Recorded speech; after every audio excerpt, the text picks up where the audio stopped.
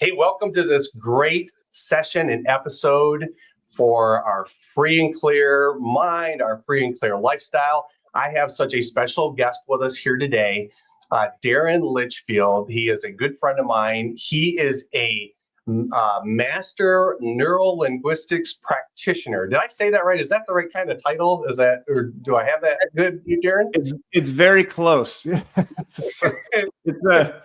It's a mouthful. I'm certified master practitioner in neurolinguistic programming, hypnotherapy, and timeline therapy. All of that. Like, good luck. There we go. Yes. Well, as much as it is a mouthful, and knowing that you got all that alphabet soup going on behind your name, I know that my time spent with you has been wonderful. I know how the work you do, how beneficial it is to the topic that we're going to be discussing today, because we're going to deep dive into this crazy thing that we've got going on between our ears, our mindset, our consciousness. It's like and so we're just going to deep dive and run with it. So, hey, do you want to start off by sharing a little bit about what NLP is and what you do? Yeah, I'll keep it somewhat brief because my assumption is a fair amount of this will come up as we're discussing the topic. It just tends to do that. But in general, it's a mixture of NLP, hypnotherapy, all these things. But really what it is understanding our mindset. How does our brain operate? How does our unconscious mind work? How is that helping drive some of the things we think about ourselves, the beliefs we have, the words we use, which all these thoughts and beliefs running in the background really determine how we see life, the story we're telling of who we are, and affects what we do, and then affects our outcomes and our results. And so the study of these things, and then the work that I do with my clients, is how do we actually take control of those things, our emotions, our thoughts, our actions, and therefore our results. And that's the basis behind what it is how do we create rapid change in our results by taking control of the things that are really driving it unconsciously, that most of us in life are running around completely unaware of.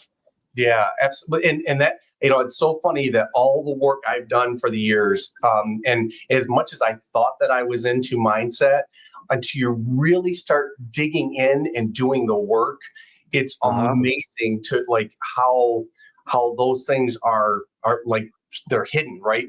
So when they talk about our subconscious, the sympathetic and parasympathetic, fight or flight, it's it's on auto program, and so using your methods and the teachings and the benefit that you provide is so helpful. So because it's we're still working with this however 100 million year old brain or whatever it is that we've got going on there, right? Yeah. So, I mean, it's really, now granted, our mind is very, very complex, and our makeup is insanely complex, but realistically, you can understand it at a fairly simple level. And like you said, it's been operating this way for a long time, but it's not until recently that we're starting to understand more and more of it.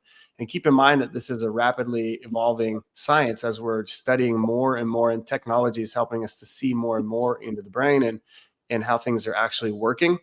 But really, there's a few key things to understand about how it operates. And when you do, you realize just how much control you have, which is well then let's go with that. Let's talk a little bit about that, because so many of the people that I've worked with over the years, and now I'm working with in our Be Free and Clear program.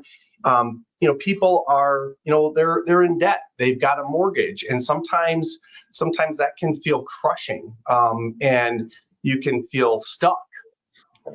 And you just said a moment ago that there's a couple things that can be right there at their fingertips. Could you share some ideas about that? Like what can you suggest for people that may be in those types of positions? Yeah, so it's a great question. And it's funny, like the first line on my website currently, as of this recording, is "Get the stuck out of here." Right? It's this idea of, especially as adults, as professionals, we get to a point oftentimes where we feel stuck, right? And that can be stuck in career, that can be stuck in life, it can be stuck in our finances, relationships, communication, all sorts of areas. And without going into every single like tool or methodology, the key thing for me is really understanding just how we operate. And once you understand that, so let me just give you a little bit of a background on what that means, like how we're operating. Oftentimes we when somebody says, well, what is this person like, or what are you like, we start to describe ourselves, and we kind of describe our identity. It's like, oh, well, like I'm a lawyer, and I do and I do this and whatever, and I'm not very outgoing. I'm not really an extrovert. I don't like doing those things. I'm not a great public speaker, right? In that phrase, I've already told you a lot of information about how I see myself. And we tell this story that I'm not a good public speaker, or I am a lawyer, right? We take that on as part of our identity. And when we do that, we put ourselves in this little box, and it's easy to become stuck because we start to see ourselves in a specific way and think that that's just how we are. That's how I was born. That's just all there is to it. And there's nothing I can do to change that. So what else is really important to understand is there is a part of the brain called the reticular activating system. And what the reticular activating system, the RAS, does, it's this part of the back of the brain, is it filters out information based on what it deems is important to us. And I promise I'm getting to a specific point. So if you've ever like purchased a new car, and all of a sudden you see that car everywhere on the street, right? The number of that, like those cars on the streets didn't change, but that part of the brain is like, oh, this must be important to you, so we're going to notice that. And what you notice is, for a few weeks, you don't notice any other cars really on the road. You're just noticing those similar cars, right? Because out of all the information available to us, our unconscious mind has to like filter it down. And when it does filter it down, we go through life just seeing things that it deems as important to us. And this is happening automatically in the background without us realizing it, which is why I'm telling you, like, it's really important to understand this, because once you understand this, you're like, wait, there are a few simple things, which I'll get to, that I can do to actually change this. So we go through our life, and Tony Robbins says it really, really well. I'm gonna like massacre his quote, but it's something like the greatest desire of the human personality is to validate what it knows to be true about itself. And in general, what that means is it creates what's called a mental scotoma, a blind spot to anything besides what we think we know is true about ourselves. So if you've ever heard somebody say the phrase like, I knew that was going to happen, like that always happens to me, or like, why can't I get this thing to change, or this never works out for me, right? What's happening is they're noticing these experiences that have happened throughout their life, and they're not seeing all the evidence that suggests that, wait, this doesn't happen every time. But when they start to pay attention to that, it's not even their fault, because their unconscious mind is literally creating blinders to see those other things. So we can feel stuck, right? We feel like things just never working out for us. And what happens is when you get in that, then you're not able to see the solutions that are available to make the changes, because we're not even seeing them. We're not looking for them. I do this fun test, and actually it'd be really interesting for people to do this at home. And we'll do this. It's really short. But if I'm going to tell you, I don't know what rooms you guys are in, but take 5 seconds right now to look around your room and look for everything that is the color green. And some of you may have done this. I don't spoil it for anybody else in the room listening. But if you look around for everything that's the color green, now go ahead and close your eyes. And then now I want you to tell me everything that is the color black. Yeah. Right?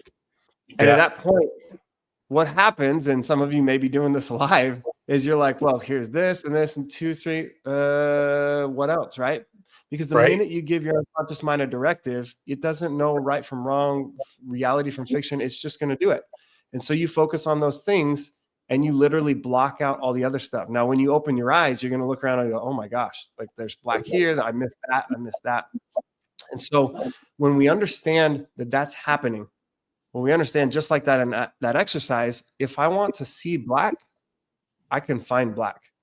If I want to see evidence that like I'm actually not an introvert and that I can show up as an extrovert, and I can work on that, because my whole life I've been showing up as an introvert because of these beliefs that happened when we were younger, then I can do that. I can take these actions. And it's all about focus. And we'll get into more specifics in the tools, but the general high level understanding is that our perception of reality and ourselves is very, very flawed. And it's based off of these experiences and actually these root level beliefs, which I hope we get a chance to talk about, that are running in the background, which is why I do what I do, is to change these root level beliefs that are keeping us in this little box where we see ourselves and keeping us stuck.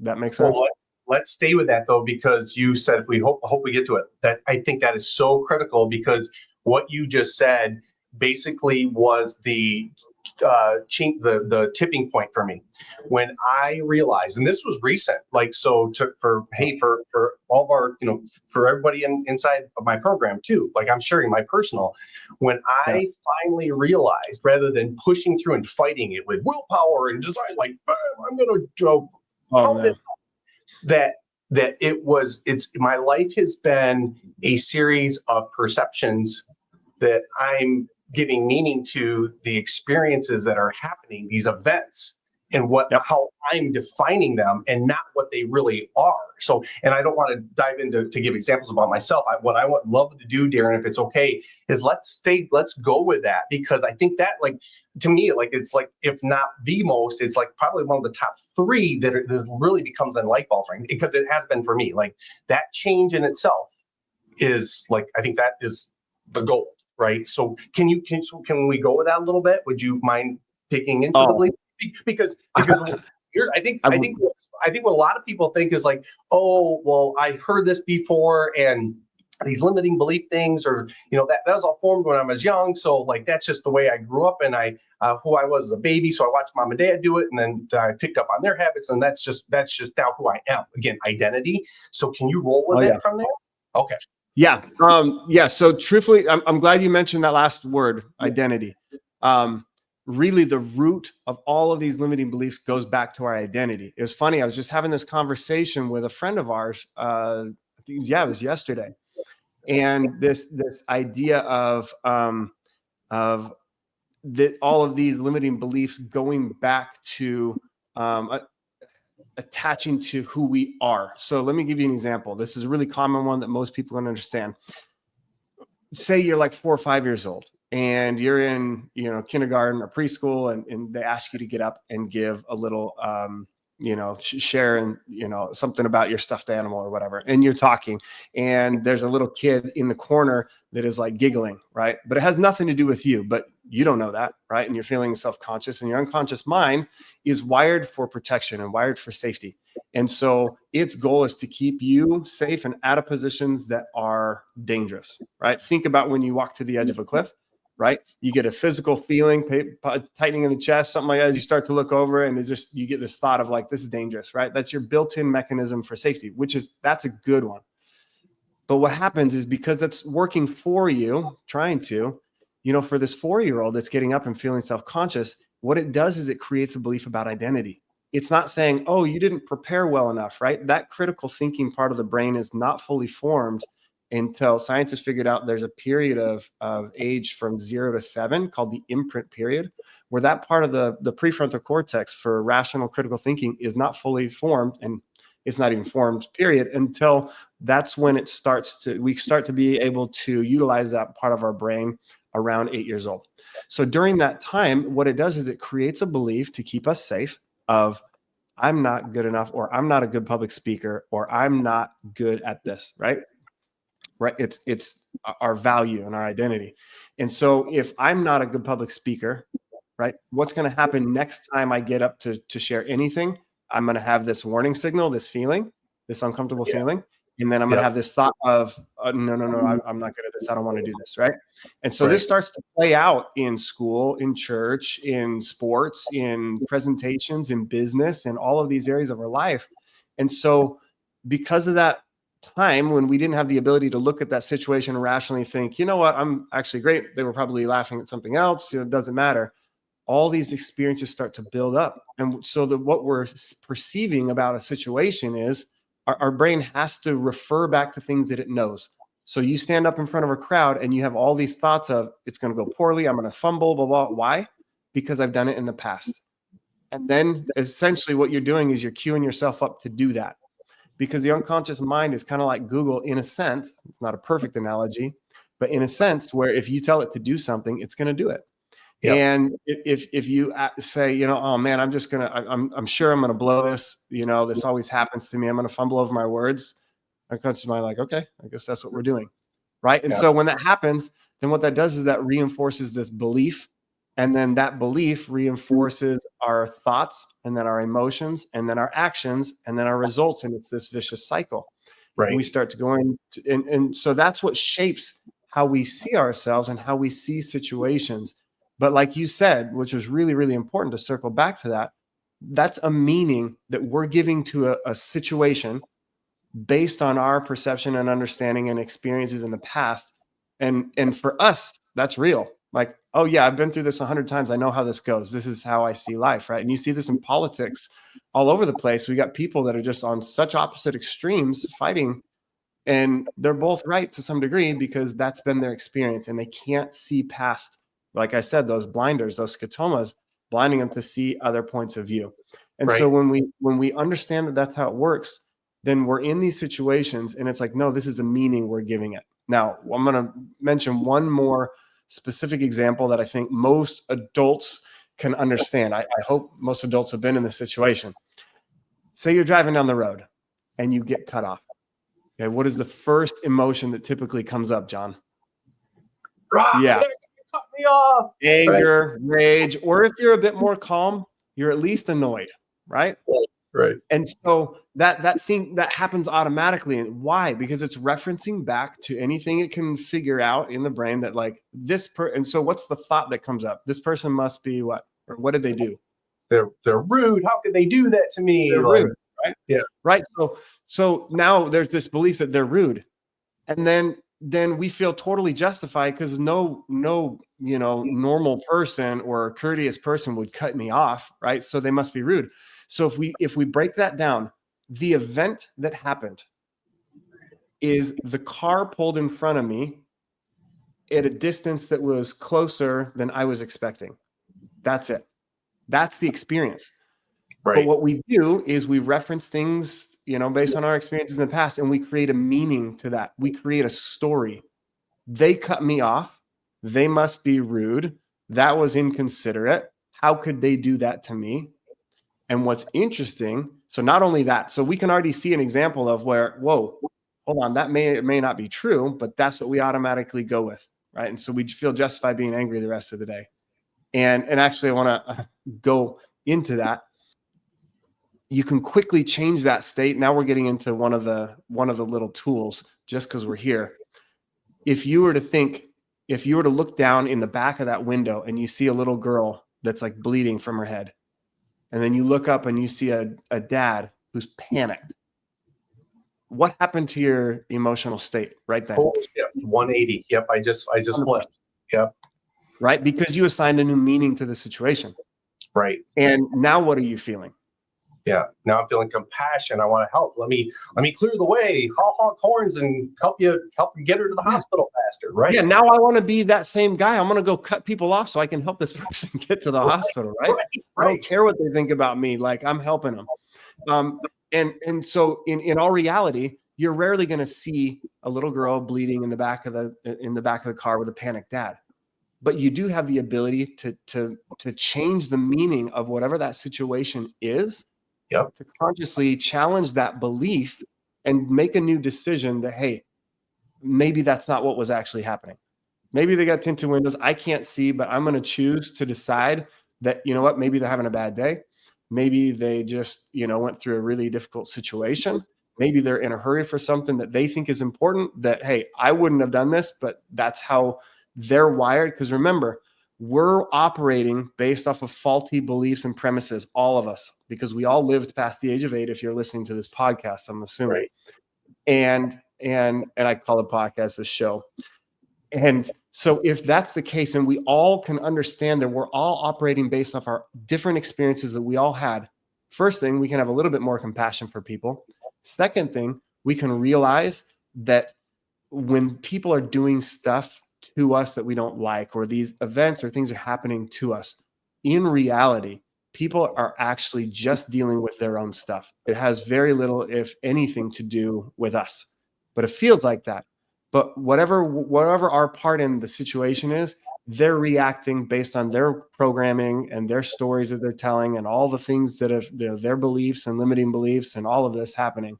And so we can take that path to like pause a second, recognize that we're in that state, identify what's the belief. This person must be rude, and then challenge the belief. Is that actually necessarily true?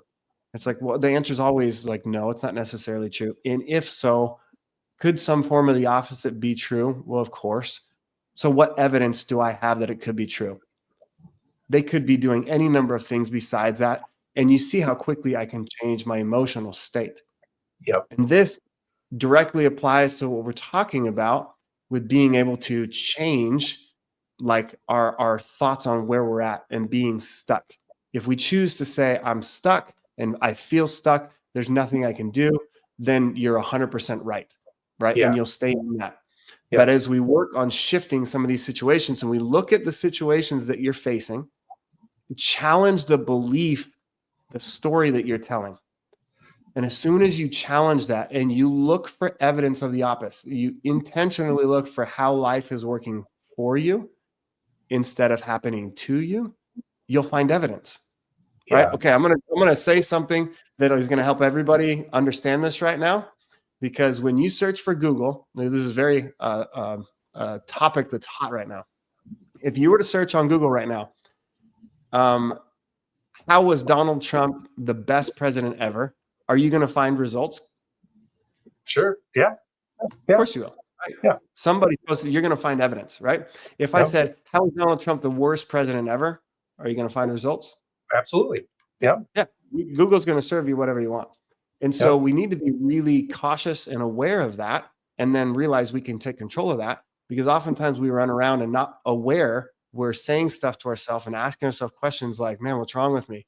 Why is this never working? And what's our unconscious mind doing? I'll tell you. Here's why. Right? It's a simple shift. I have a post up from, I don't know, it's probably a couple of years ago called Your Questions Suck. And oftentimes we're asking questions like that are actually keeping us in a stuck state. Yeah. Like, what's wrong with me? Why is this not working? Why can't I do this? Right? These types of questions, and we don't even realize it because we're just doing it all the day. And when it comes to other people, right? We're like, oh my gosh, why are they so rude? Why do they keep doing that? And then this can happen to people in your like close relationships. We start to see the flaws. We start to see people's imperfections, and we start to what? Create meaning, because the action is happening, and we're saying, well, they must not appreciate me, or they must not this, and we're starting to tell this story. And so when we realize that everybody's operating, doing the best they can with what they understand and what their experiences have been, you can start to decide to change the meanings of these events, take control of that state. And when you do that, parts of the brain start to unlock. I call them resourceful and unresourceful states, like, positive, happy, excited, motivated, sad, frustrated, depressed, anxious.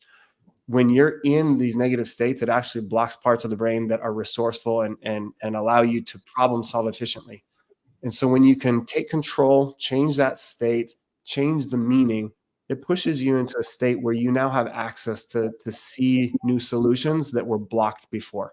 And you'll know, people notice that they can get unstuck really quick. As soon as you start changing the meaning to all the things that are happening around you in your life, what happens is those blinders come down, and then you start noticing people in your life, resources coming up, things you need to solve all these problems.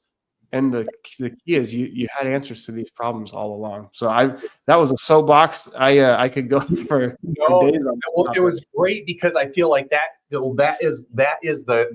context to all of this. And you just walked people, and you also gave specific steps of what to look at when people are going through it. I do want to dive in, because this is free and clear. It's a double entendre. It's, we want to live a free and clear lifestyle, but it's also like living free and clear with our mortgage paid off and all this money, right?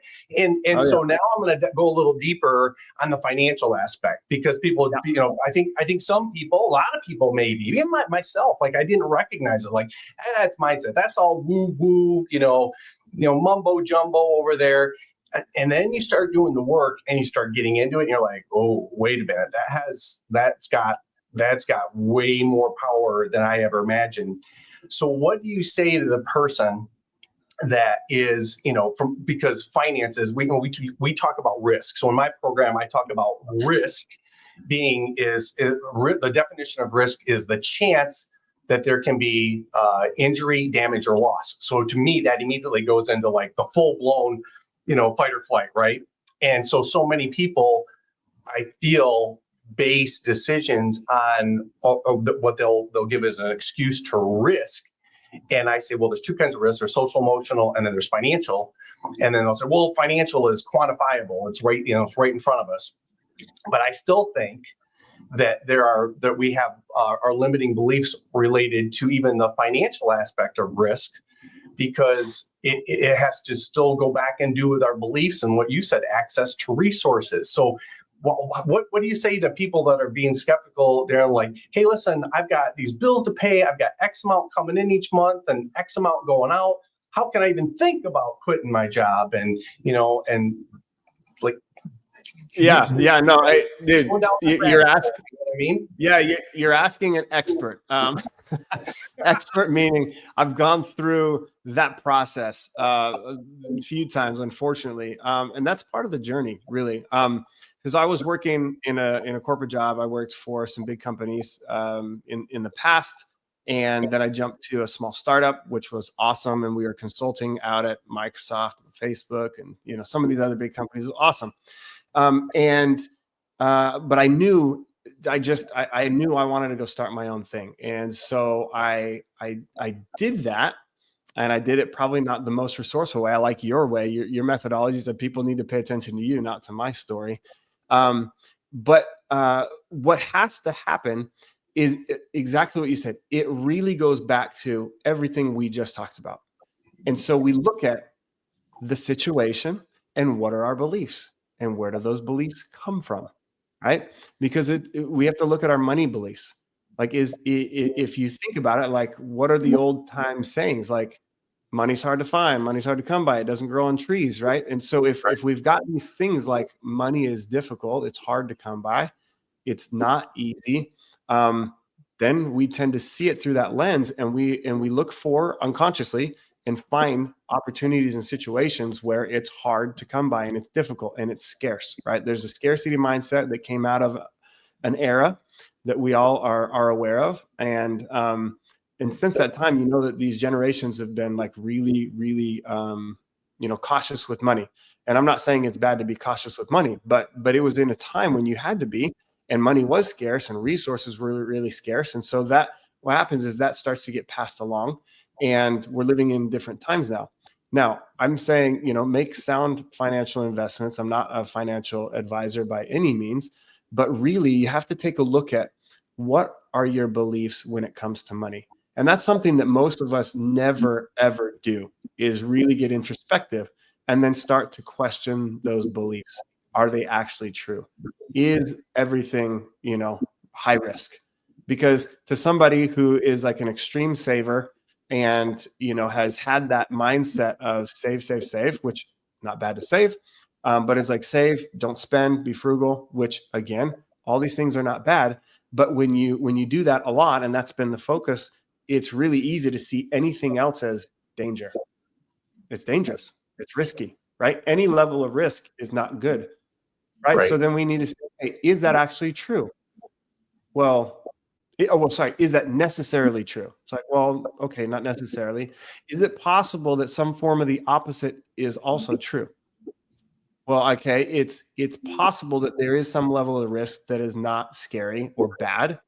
Okay, if that's true, what evidence do we have? And then we need to start stacking evidence. You start looking at all the opportunities that there are, the risk management, how I can do it, and looking into programs like yours. How is it that I can do it in a way that there's only a certain part of my assets at risk where I'm still safe, right? Are there ways to do that? Because a lot of times we have this all or nothing approach. It's like, no, this is too risky. Or it's like we've been playing really small and doing small amounts of investments and small risks, And again, that's fine if it's working for you. But I think what you're talking about is, when is this not serving you? And it's keeping you in a stuck place where there's a lot of growth potential. And so really it's identifying and addressing these beliefs that are holding us back from seeing where, hey, some of these other things that John and other, financial professionals are talking about, how could I actually explore them and see that, yeah, they can be done in a safe way? Because my guess is you teach how to do that in a way that is like, it's going to take a risk, but it's going to take a risk that is going to keep you in a good place and then start to grow and allow these other opportunities to grow. And the more you do that, then the higher, I'm not going to pretend to know every detail of your financial strategy and everybody's, but in general, the thing that holds most of us back in terms of finances is our beliefs. It's truly just our beliefs. And again, it's not reality. The situation is the situation. The stock market, real estate, other investments work how they work. It's what is our belief in how they work? Our belief in, is it bad to risk? Is it bad to put this much?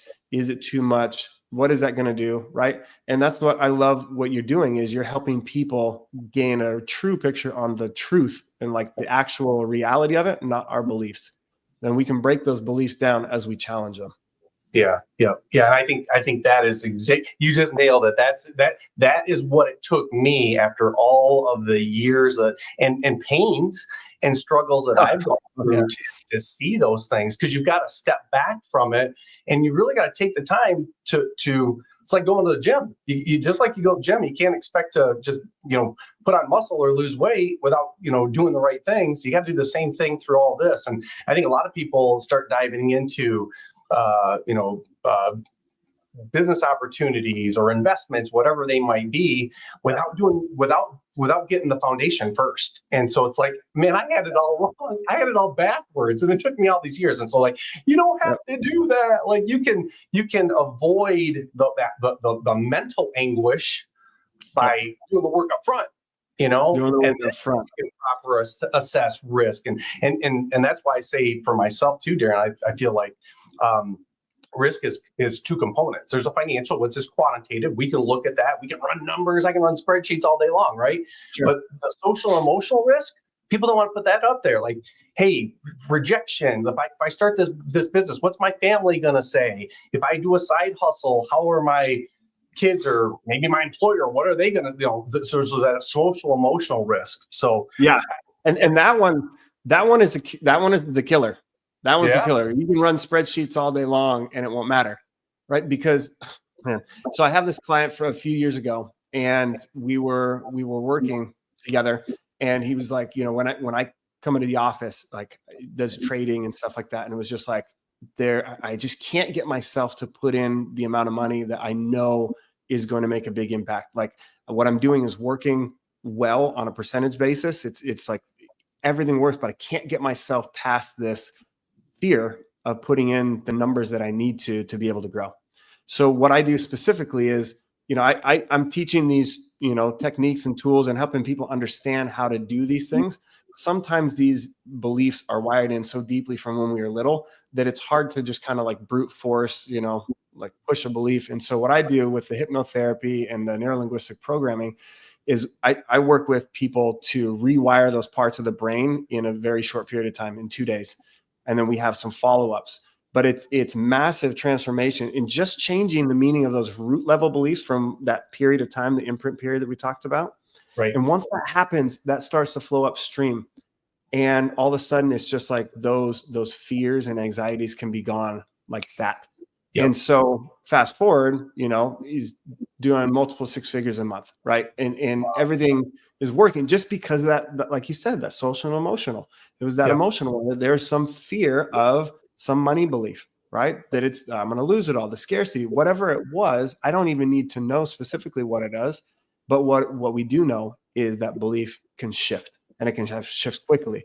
So when you're talking about like ability to see opportunities, to unlock potential, and to actually get the confidence to move forward with some of these risks or investments, man, it's really looking at those beliefs. And that's why I love doing what I do, because whether it's affecting your finances, your relationships, your career growth, whatever that is.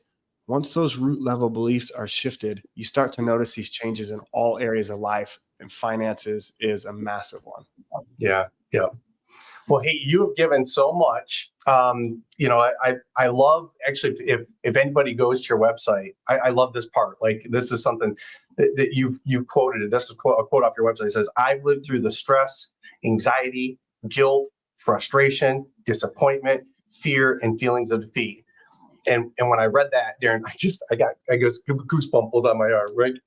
It like, okay, that's been me at all these different stages of my life. I've had the great ups and the fabulous wins, but I've had all those too. And Yep. you sharing what you've shared with us today, and what you're doing as as a commitment to like your spiritual vision is Yeah. amazing. What Thank you. if we kind of wrap up here, do you have Yeah. some closing suggestions for people, again, that maybe, whether they're feeling stuck or transitional, or maybe they're younger, like they're in the kids part, or maybe they're older. I don't know. We got different people watching this, but the person that's like, hey, retirement's, that's only 10 years away. I'll just grind it out, and then I can sit back and relax, and at that point. But in the meantime, this is it. This is kind of, I'll accept my lot, and it is what it is. Like, what are your... So I've got a lot of parting words, so I'll try to keep it brief. Okay, all right. On that specific kind of scenario, I would just look at, you said like, I'll grind it out and I'm fine with where I'm at.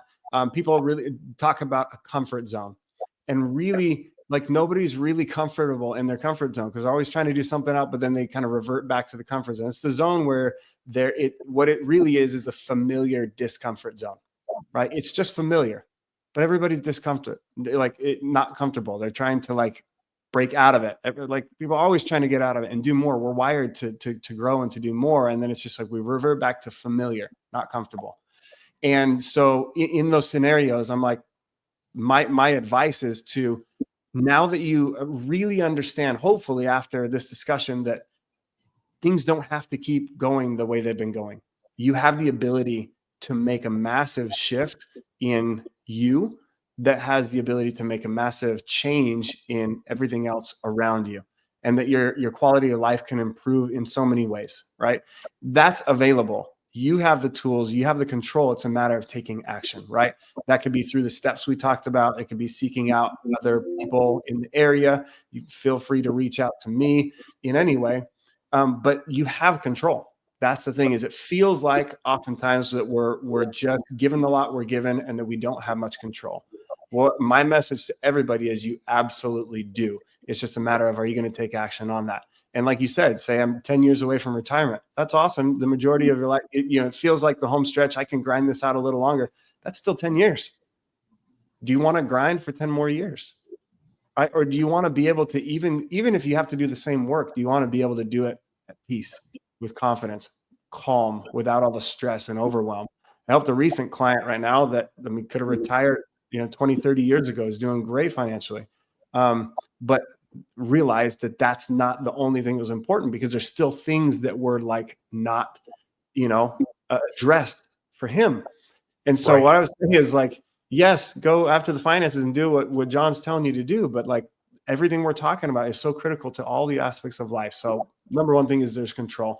The second piece, you mentioned even the age group, which is, I'm glad you did, because over these years that I've been working with adults, because of my story and what I went through, and we haven't even touched on that story for another episode. But I've been helping adults, and I love it. What I'm doing right now is just ready to launch a program for like teenage and college age young men, young adults. The goal is teaching them these principles so that they never have to get to the place where I got to, where my clients are at. How can we help avoid 20, 30 years of them dealing with these things that are keeping them stuck, making them feel like torn and not good enough, and like overwhelmed and torn between family responsibilities and like doing well enough in the business, and all of those things that a lot of us can feel right now as I'm even talking about it. How do we help that next generation? So what I would say is on that youth generation is look for those things, and more coming soon. But we're teaching all of these tools and principles so that they never have to get to that place. Yep. Yeah, that's fantastic. Well, God has given you a gift, Darren, and he's also placed you in the right spot for me. So I thank you from the bottom of my heart, because even from the very first day we met, I felt like there was a great connection just out of genuineness and sincerity that you want to serve people. And so I feel like we're on a parallel journey together. And I hope our listeners, our viewers, people, participants in the program feel the same way and can benefit. So to find you, you're at DarrenLichfield.com, right? Pretty simple. And yep, we'll DarrenLichfield.com. So, sorry, say that again. We'll get your contact information inside the program too, so they can reach out through your website, because you've got contact information on there as well, right? Yeah, DarrenLichfield.com. If you can't spell that, mindsetremap.com will take you there as well. And then on pretty much all social platforms, especially for our younger viewers that don't love reading websites, it's Darren L, ITS, Darren, DARRENL, anywhere, and posts about what's going on and links to everything, including the site and all the contact info. So thank you, man. I appreciate it. This has been awesome. Our relationship I've loved as it's been continuing to develop, and I look forward to doing more work with you, John. Sounds good. Thank you. We'll see you soon. Take care.